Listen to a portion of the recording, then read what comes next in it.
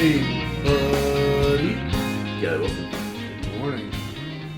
Oh, Spring forward morning. steal an hour of my sleep. Yeah, I was really sad. How dare. Yeah. Yeah. But we're up. We tried to go to bed early last night. We were like some percentage successful, I guess. Just Not enough. mathematically. We definitely could have gone to bed earlier. I mean, same for me, but whatever. We'll be alright. Last weekend or the weekend before. No, wait, maybe it's been a while. You gave me these Michelob Ultras. Yeah. And I finally tried one. I guess I had a pretty eventful week, actually. Tuesday, so I've got all these friends from Facebook. Okay, so I have talked before about how there's a guy named Dan Carlin who used to be a radio host. I just did that thing where I jumped back like years and years and years. Yeah. Radio host, turned podcaster, famous for two sets of podcasts. One, Hardcore History, that is just like stories in history, like Hannibal crossing the Alps and the Punic Wars. Or Ash and I have listened to the World War One Hardcore History once, and she's just ready to listen to it again. And I've listened to it like 2 additional times outside of that. And it's like some episodes, some series are like 5 or 6 parts, and some of those episodes are 2 hours. Some of them are like 5 or 6 hours, like just depending. And so they're like very in depth, but also very captivating, and makes you want to keep listening. The World War One one is called Blueprint for Armageddon, which I think is most people's like favorite, and like this is the quintessential, like this is the best of hardcore history. Mm-hmm. But then the other one that I like a lot is Wrath of the Khans, where I learned a lot about the 1200s and Genghis Khan and the lead up and aftermath of all that. But his second series of podcasts, which Hardcore History, when I was introduced to Dan Carlin, Death Throes of the Republic was the one that had just come out, and I think he was like working on the World War One, or maybe he was working on Wrath of the Khans, and then World War One came out after that. But the Death Throes of the Republic is the epic on like the end of the Roman Republic, and I say it like, if I say it's the epic has like a meaning in literature. I mean, it's like his series that is epic, and so important today. So I don't know, anybody listening to the sound of my voice that hears this, Dan Carlin, Death Throes of the Republic, I've listened to it at least 6 times, if not like 10 times, and it only gets more cogent and relevant, which is not a good thing. So the other, but yeah, there had been some content that had come out. There was more content to come of like how great it was going to get. But when I first became aware of Dan Carlin, he was doing a political podcast called Common Sense, where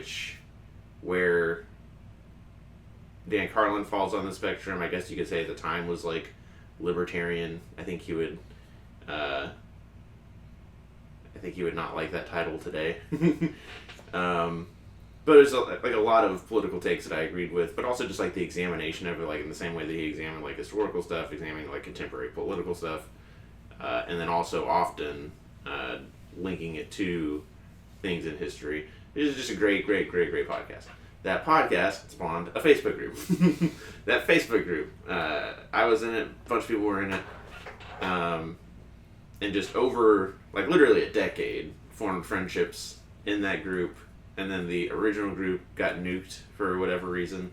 Actually, like Dan Carlin and Dan Carlin's producers became aware of that group and were like, you cannot use our like name and likeness. So we had to put like a banner over it that was like unofficial or something like that.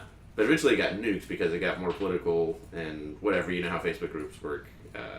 If people want to, they can shut it down. So then we had like the hardcore common sense people who were like, really, like, this is our political philosophy, or this is like our favorite person talking about politics today. We're gonna reform this group. So reformed it, but then it was also like a filtering process of like however many people just found it originally. Now it's a closed group, a private group, and just like the people that were all networked together basically, and they're having like repeat good conversations. And then that got further distilled and have made friends through that process, that group, that history that now goes back to, I mean, it goes back to like 2010 probably, of like knowing a lot of these people. And finally just met for the first time one of them in person, a guy named Isaiah that works for public health here in the Austin area. Had a interesting high tempo role in like COVID and getting vaccinations out and doing testing before that and setting up testing sites and vaccination sites. Just really interesting, cool guy that lives very close to lives just south of the river, and like we used to live on the south side, and his haunts and like the place that we met up is a place called Luster Pearl East, which is a place I used to haunt when we were doing things like Conferamus, that interfaith philosophy, I guess, group. And when I was playing Ultimate Frisbee with those same people. So it was like a little bit of a good, like,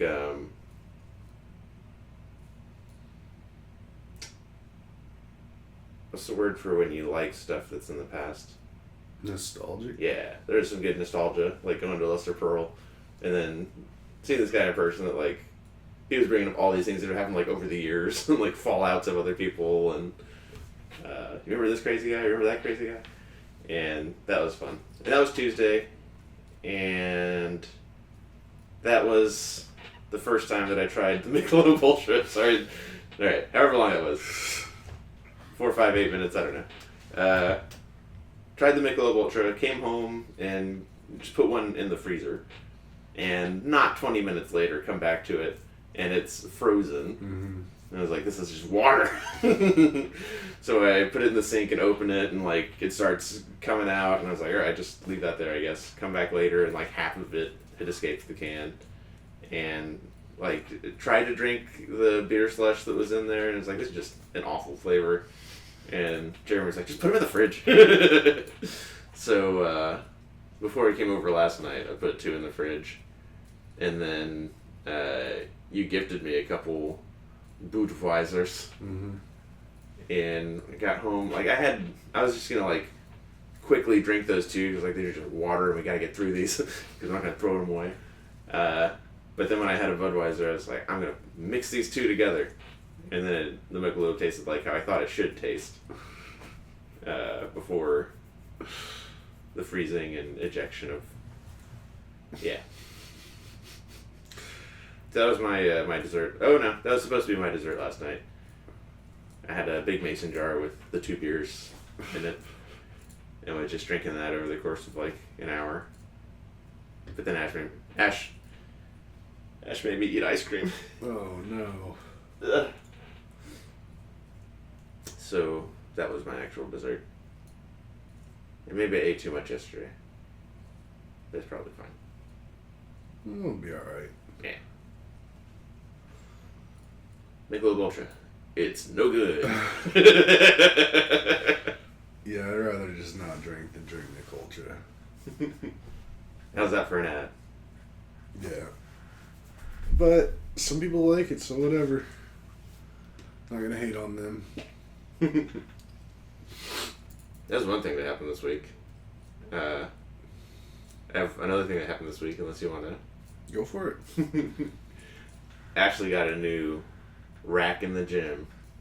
Oh yeah. And we talked about it last time, that you could add a few cars you've owned in the past together and it wouldn't be as expensive as this rack. Mm-hmm. It's gorgeous. I keep thinking of Rosa Diaz at the end of the episode She Didn't Get Married, where there's the balloon arch. Oh, yeah. And I forget if she says, it's magnificent or it's marvelous.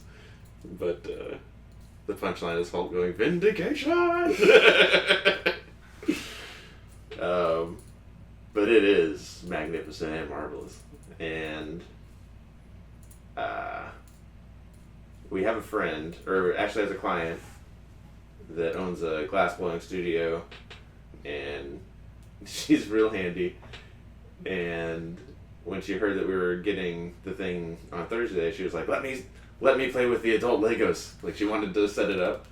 And it weighs a lot, because it has like 160 on each side pounds, so like 320 pounds of weight like built into it for a pulley system type thing.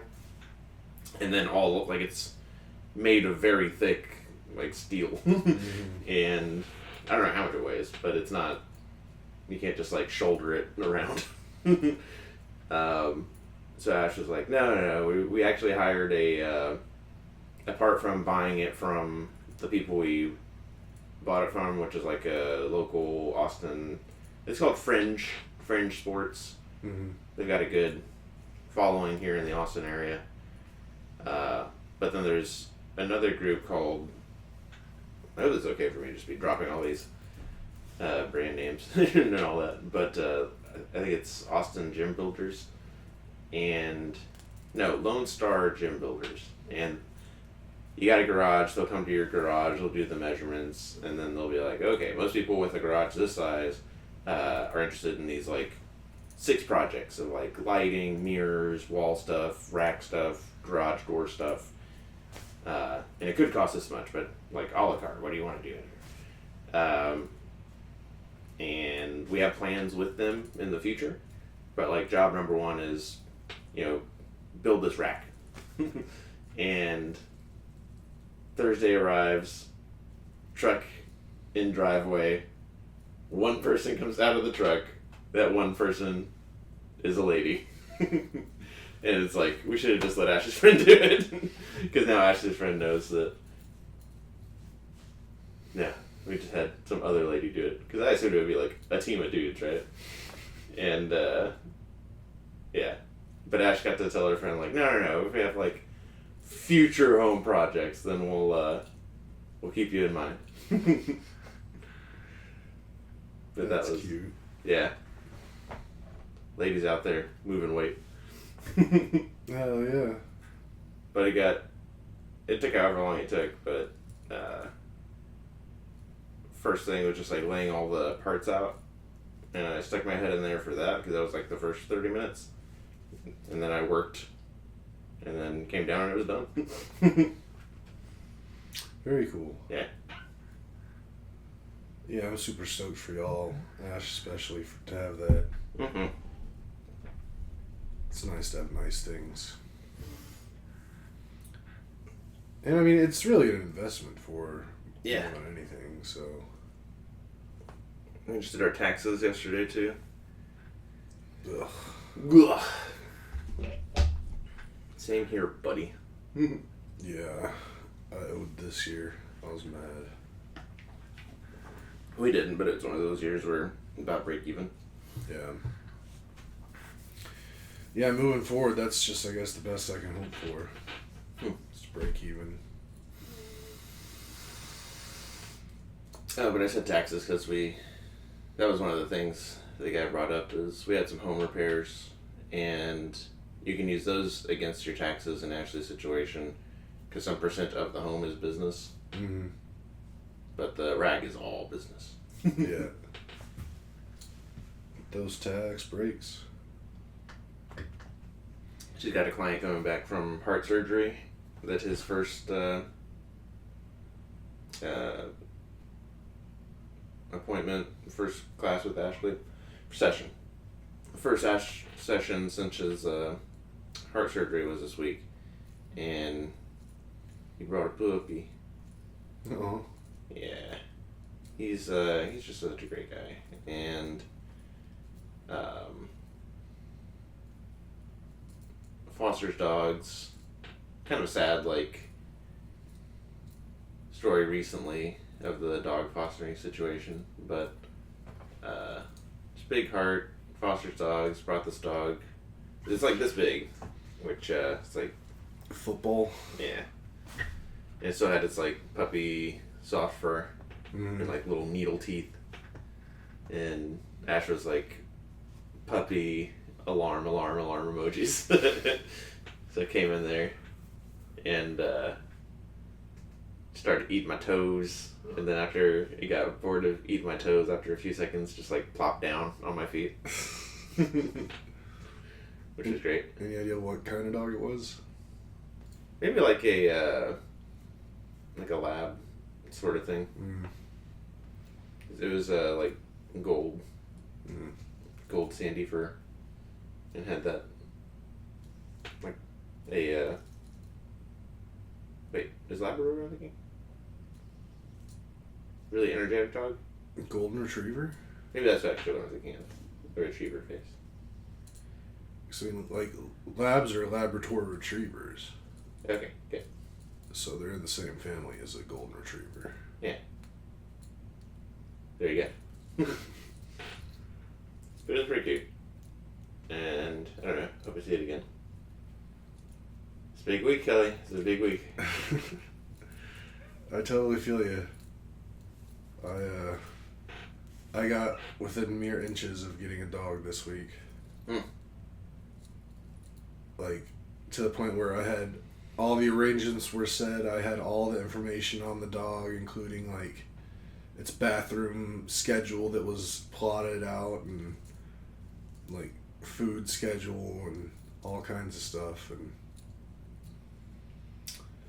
just at the last minute, I don't know, something in my gut just told me this wasn't the one. Mm-hmm.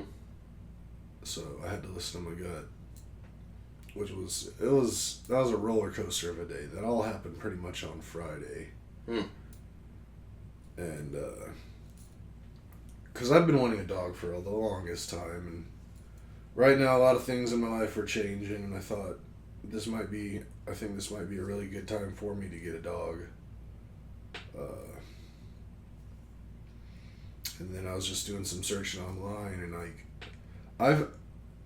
I look at dogs multiple times a week, like every week. Mm-hmm. I've been doing that for the last probably few years. And through all that searching, there's only been 2 dogs that like I saw the picture and I'm like, that should be my dog. Mm-hmm. And this was one of them. But then I don't know, something just told me that probably shouldn't do this right at this second. So it was like, I was like pretty heartbroken, and I was like real mad at myself because there was like one part of myself that was making the other part of myself really upset. Mm. I was just like, give me the damn puppy. And the other side of my brain is just like, nope, can't do it right now. It's just like, ugh. Stupid, but this is such a cute puppy.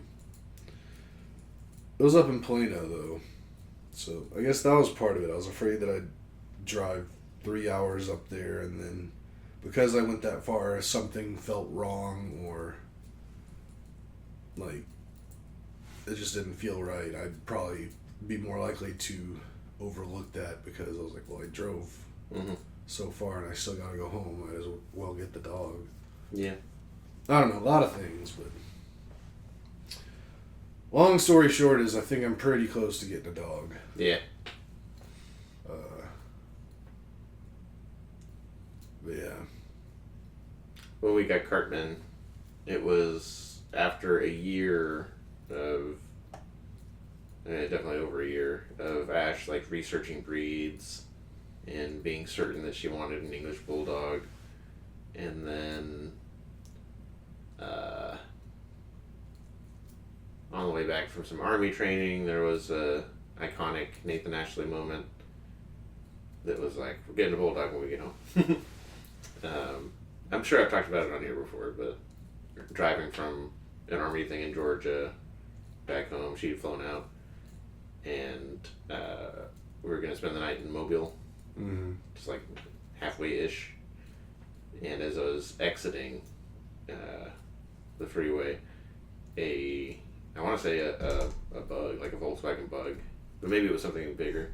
There was like a white 80s-ish looking vehicle, and a bulldog's just hanging out the window, jowls flapping in the wind at sunset. And it was magical. Just because of how slow the car was going by nature of it being whatever oldish car it was, and us exiting. We were just side by side for a good long time.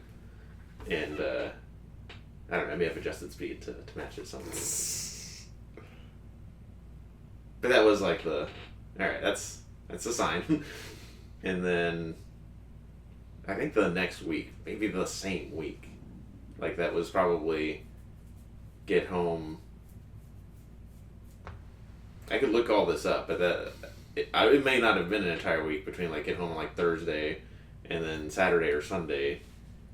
Ash finding out that there's like a batch of puppies at the very local pet store, like on 1960, when we were living on 1960-ish. And go in there, see all the puppies, like this one particular puppy, and then let's go home and talk about it, and then maybe, and then some guy had gone in there and was also looking at the puppies and was looking at our puppy, and you're like, all right, that's not happening. And then grab that puppy, and still we wonder if that guy was a plant. But that's how that played out, was a lot of thinking about it, and then it's happening, and then let's look at the herd and see which one we like, and then a same day, same moment, like, you're doing this or you're losing it. Yeah, that's the one scary thing about dogs is, like, you can't hardly, like, plan for it all that much. Like, you can be ready to have a dog and whatnot, but when actually getting a dog, if one comes available that, like, you really want, it's like you have to act right then and there. You can't, like, reserve it or... I mean, there are instances you can reserve dogs, like, if you're getting it from, like, straight from a breeder. Yeah, if you know the breeder, I'm sure. They'll be like, yeah, you get first pick of the litter. But then those get real expensive. And the dog I was going to get, I mean, it wasn't cheap really at all, but it was still, like, way less expensive than it really should have been.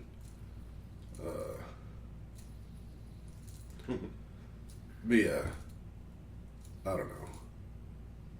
I really want a dog. But then another thing too is, like, I also feel like I'm going to be doing some traveling here soon, and it's just like what the logistics look like on that. And I was looking it up, and apparently, like, there's some, like, good, like, dog hotels around here. Sure, it's awesome. And they're really not all that expensive. Like $50, $70 a day. Yeah, that sounds right. So I guess if I got a dog and I could just, like, make sure I trained it well enough that it, like, liked other dogs and people, that it would be okay in that situation. But yeah. Almost got a dog. Didn't. Be alright. We'll find one. Mm-hmm. Did you ever see a picture of it? Did Ashley show you? No. Because I sent her a picture of it. Mm-mm. I talked to her quite a bit about the whole dog situation. That's... And usually, for most of the stuff I say to her, or you, vice versa, I imagine it's just going to get to the other one. Okay. Unless it's like something that it's discussed to be understood that it's supposed to be just an us thing, but at the same time, there's only a specific few things like that could be actually just kept quiet because you're married to her, you can't keep secrets. So if it's like a secret, you can't do it. But if it's just like, I got this thing on my butt, like, let's just keep that between you and me or something. I'm glad you take that stance. I take the opposite stance that I'm finding stuff out about you through her that, like, you haven't told me all the time. Where she'll be like, Kelly's talking about getting a dog.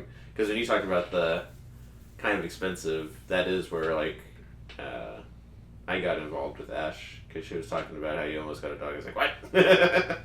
And then I think how expensive came up. Because that's something with Cartman, too, that I always think it was some, like, really high price, and Ash is like, actually, it was like double that. And I'm like, don't tell me that. Yeah. look at that cute guy. Nice. Yeah. And like I even have like pictures of her parents. Like that's like one of the parents. And that's like the other parent. Mm-hmm.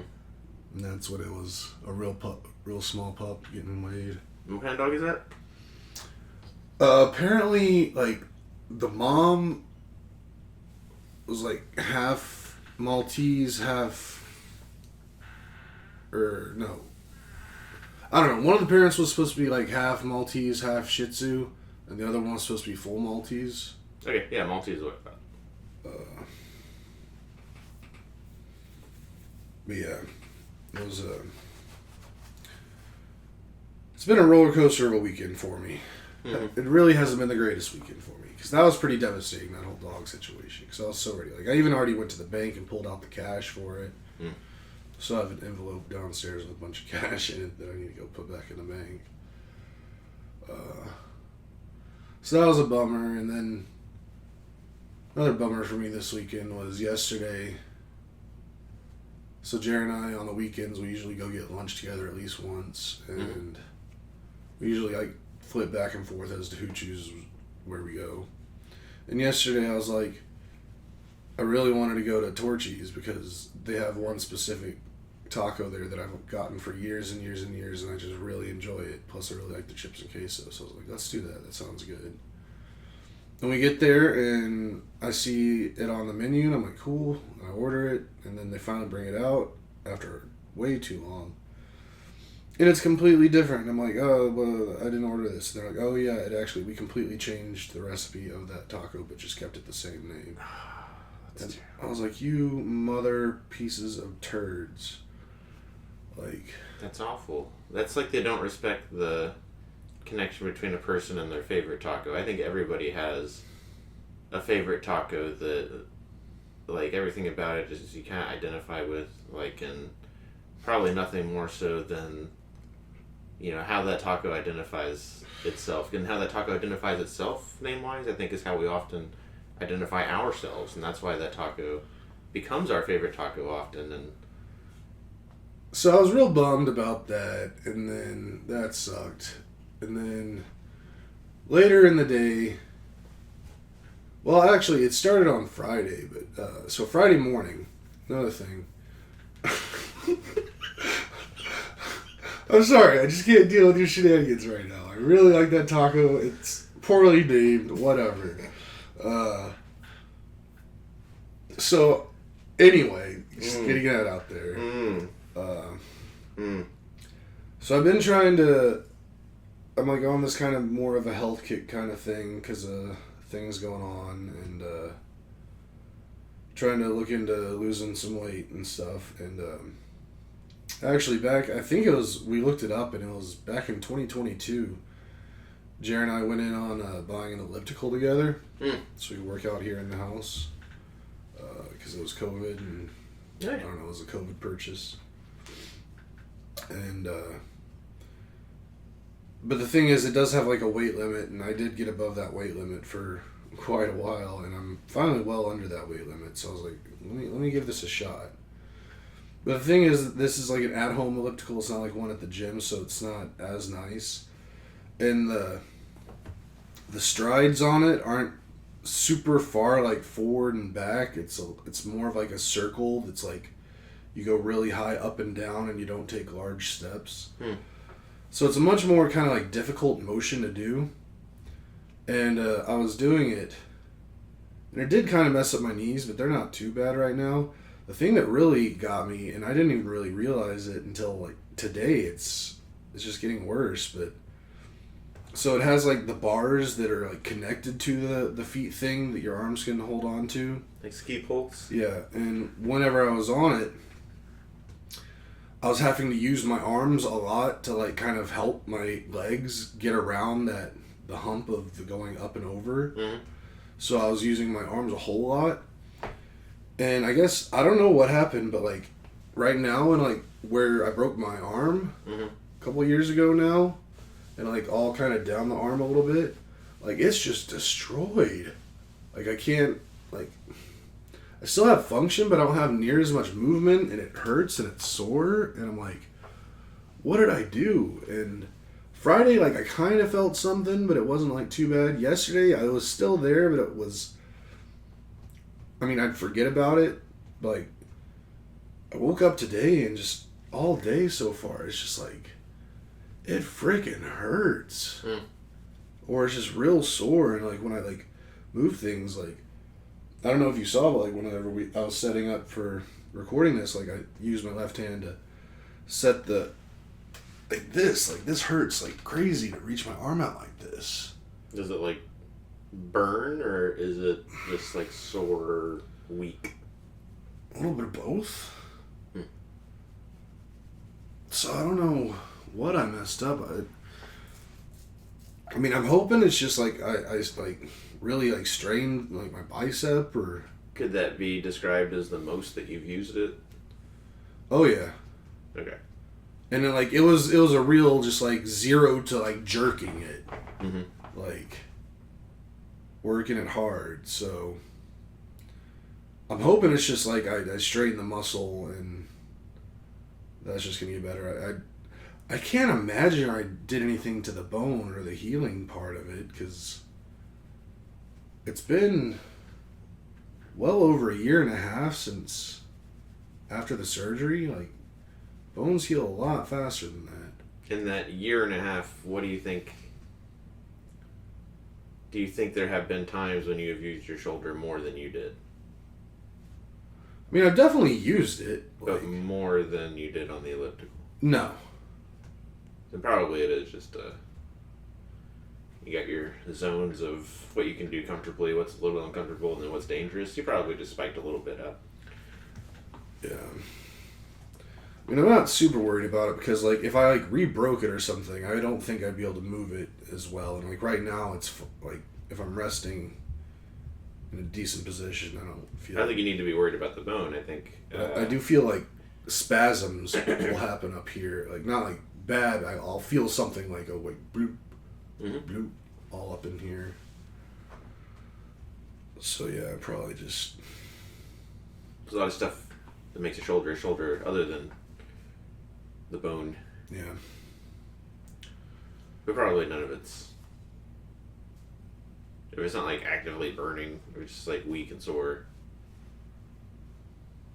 then hopefully it's just atrophy and soreness. Yeah. I mean, that's what I'm banking on. Yeah. But that is also an eye-opener. Like, I probably need to, like, do some actual, like, work with it. And, like, build some of those muscles back up. Because, like, the arm used to be pretty strong. My brain still kind of thinks it can do all that stuff. So I could easily put myself in a position where I could hurt myself because I think I can do something that I can't. Yep. You gotta stay loose so you don't need to get loose. Yeah. I've definitely hurt myself similarly, of, like, not running for months and be like, I'm gonna go on a crazy run, and hurt myself. Yeah. Yeah. So, yeah, I mean, I can't say, like, it's been, like, a horrible weekend, but it just seems like everything's going, like, not my way this weekend. Like, except I did win the board game last night. Yes. Handedly. A board game called Azul. Yeah. Which, it's, like, it's so weird. I mean, it's not weird. It makes complete sense, because, like, every time you start learning a new board game, it's completely new and foreign, and it seems like the hardest thing ever to learn a new board game. But that was actually a really easy game to play once we figured it out. So Yeah, I think it'll go a lot faster in the future. And I like the playing dominoes-esque satisfaction of having, like, tiles. Yeah, that's nice. You also killed my Amon Thompson in our fantasy basketball matchup. I didn't kill him. I hope that was... I would never hurt a rocket. I hope that gave you the joy that you were seeking. You shut up. Shut your mouth. Quit giving me shit. Quit giving me shit. Yeah. I do like that board game. And I'm looking forward to playing it a lot more. You said that you strategized from, like, the get-go? I mean, maybe not like the very get-go, but like I had a plan going into the very first round, and then by about the third round, I knew exactly what I was doing. Yeah. From the first round, when I put down the first tiles, I was like, I didn't think about this at all. And then from that round 2, I was like, gotta make up for that. Yeah. Yeah, I mean, I guess I don't want to share my strategy too much, but at the same time, like, it's not that smart. So, like, if you put any thought into it, you're going to come to the same conclusions. The shape of your board, I think, revealed it. But there's, like, one... I was thinking about it in front of the house. That I was like, I think there's one mechanic that wasn't exploited by anybody. They're going to... I'm ready for our next game. Yeah, it was a fun game, and it definitely can be a game that like can definitely knock a whole game out in less than an hour, maybe even 45 minutes. Mm-hmm. Which I like those games. I don't like the ones that take forever. Yeah, I'd rather play 2 games than 2 games that are like 30 or 40 minutes than one game that's like 90 minutes. Yeah. That was fun, but yeah, and then like, so all those other mildly bad, sad things for me this weekend, and then we lost an hour this morning. I was so tired, like I just wanted to sleep. So unbelievably rude. I was thinking yesterday, I was like, how screwed would we be if we just every year just like every spring forward just fall back instead. And then we fall back just like twice a year. Just mess up the day entirely. Just after a few years, it's still like nighttime in the morning and all that. Well, there'd have to be like a reset day. Forget hours, you now fall back. But I was trying to figure out how that would work. I'm still working on it. I feel like the last, like, so many years, like 3, 4, 5 years, that people have been talking about legislation to make this the last time we'll do this. Mm-hmm. And it got real close there for a minute, but something big pharma or something stepped in. Big pharma.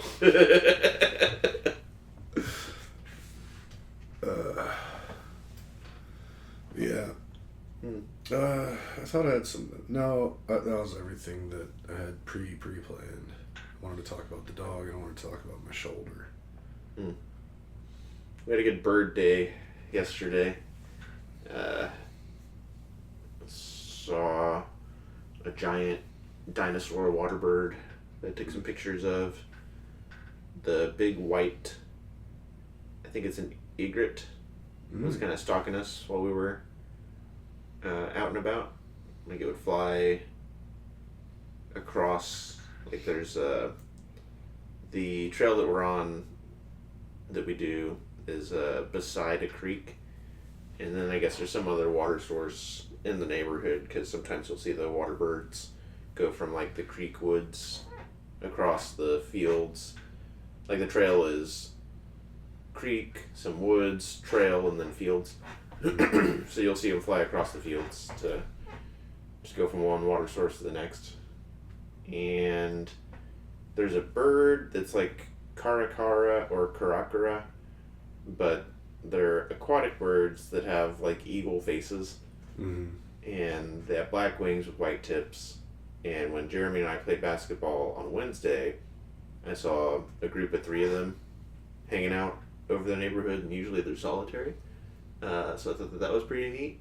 It's so frustrating to me, and then I make it frustrating to Ashley. Jared and I go play basketball, and it's at the park by the creek, so we'll often see like the crazy dinosaur birds, or like birds that are like, oh, Ashley would love to see that, and Jared's like, meh.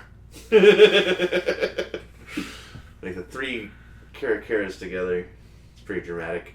And then actually, when I was driving here, there was one that had a kill on the side of the road. Mm. You know how between the gas station and the street, there's like those houses. Mm-hmm. It was like in the grass between the houses and the street. Mm-hmm. And would have slowed down, saloon, and taken a picture, except there were cars behind me. Mm. There was an eagle sighting in South Austin, a bald eagle sighting. Oh, wow. Video and everything. Ashton share everything. Wow. Like, they look like caracaras that are like the size of a black vulture. It's like, it's really big. Birds are pretty cool. Birds are pretty cool.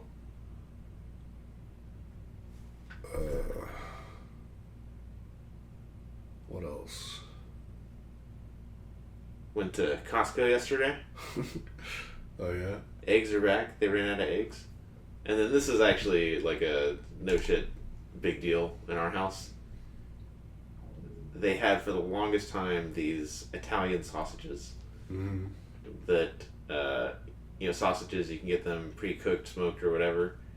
And if you're taking those and then putting those in the oven to broil, it's a very salty snack. That's it's basically all sodium. But the Italian sausages you have to like actually cook, and a lot less sodium. And then sausage, just being sausage, you can flavor them a lot of different ways. Ashley loves that sausage. Like that's her favorite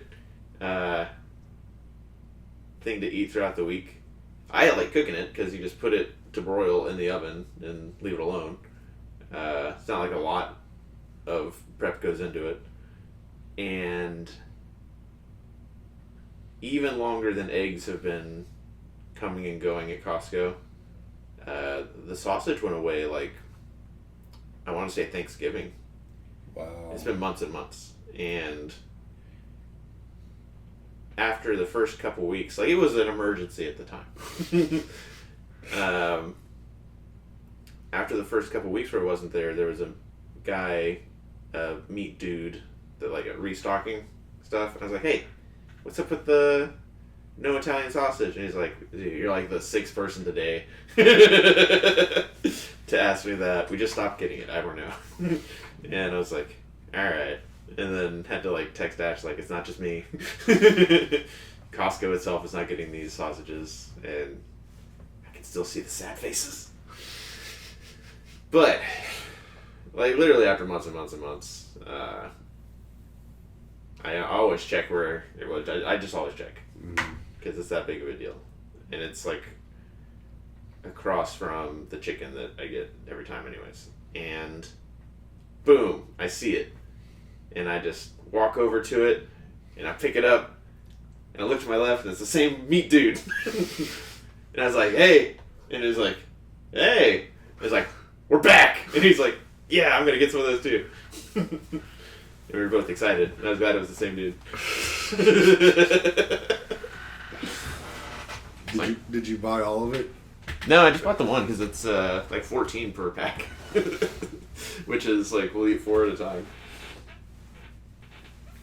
Don't need to. You can freeze them. Who does that? I have so much frozen chicken and frozen Wagyu and frozen everything. It's never gonna get eaten again. Taking up space. You need to get yourself a secondary freezer like we have. Again, it's never getting eaten. It might. I'm just kidding. It's got a constant energy draw. Yeah. We gotta figure out the electricity in our house, actually, because I don't think I can... Definitely Ash can't use the blow dryer in her bathroom at the same time that we have the portable air conditioner going in the garage. Mm-hmm. Like it'll flip the breaker. I think that portable AC is like the center of all of it, because if she has that running, I don't think I can do the edging or mowing or anything in the backyard either. because that thing just draws energy. Mm. Takes a lot to cool things down. Don't adjust. I read something not that long ago that said that the invention of air conditioning was one of the worst environmental things that's ever happened to the planet. Not just because of the energy draw, but because of The Freon. Freon? Yeah, okay. But whatever. I can't live in this world without AC. Do you remember last night you thought of something at the same time I did, and I was like, ah! Yeah. What was it? It's babies. Super babies. Ah, yeah. Okay, yeah, okay. This is The Boys. This is The Boys situation. Yeah. Cool. I think this is long enough. Yeah, that's about all I got.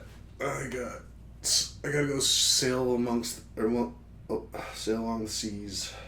Got cargo to deliver in Norway. So, with that said, if you made it all the way to the end, you know the drill. Don't forget to like, subscribe, hit the notification bell, tell your friends, and screw spring forward. Yes, very rude.